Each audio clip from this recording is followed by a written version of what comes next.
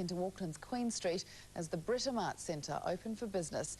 Alex Van Well was on board then and he joins us now. Alex, the trains have been running in and out of there all day. How are they coping with the evening rush?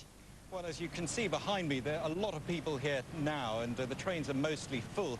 The reports suggest it's been smooth for most of the day, not many people in the middle of the day, but the suggestion is that it's an historic day, and perhaps passengers have been quite forgiving. They recognise that this is a day which is most unique.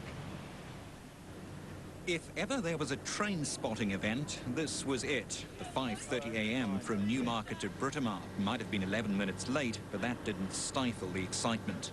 Yes, I'm enthusiastic about railways and also about Auckland's progress and development. Oh, it's, one of those cheesy things you can tell your kids about in 20 years' time. It's been more than 70 years since a train has made its way into the heart of Auckland. There are 208 metres to go.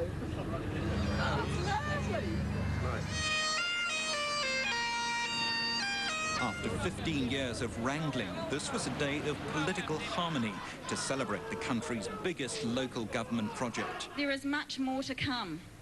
New stations, new tracks, new trains, new bus, ferry and rail services. Only the beginning of a train network right across Auckland City so we can get people out of gridlock traffic and into public transport. And that's the driving force behind the move to Britomart. The old station was on Beach Road outside the city's commercial hub, whereas Britomart lies at the bottom of Queen Street next to the ferries and alongside a new bus terminal being built on QE2 Square. It's where the original station was until 1930. While construction of walkways, offices and shops is still underway above ground, underneath a modern and spacious cavern has opened up. We want you to arrive in a station that, wasn't LA or Paris, that you felt like you were in Auckland. I sort of feel like I'm inside a very large electric shaver. I feel like I'm a tiny piece of stubble. It's all a vast change for this group, who met today for the unveiling of Britomart. They all took trains from the original station more than 70 years ago. It's only my second train ride out of Auckland since that trip. We're motoring people. We've always had a motor car.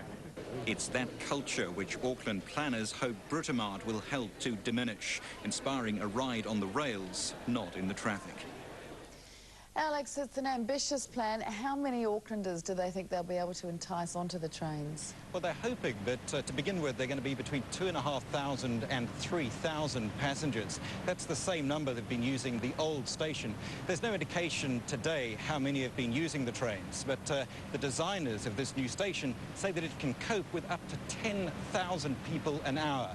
And they say it's also been designed to take account of increases over the next 50 years. They'll be hoping that the numbers go up as time goes on. Thanks, Alex. Live from Britomart. Scores of people are still feeling the effect with a black lady.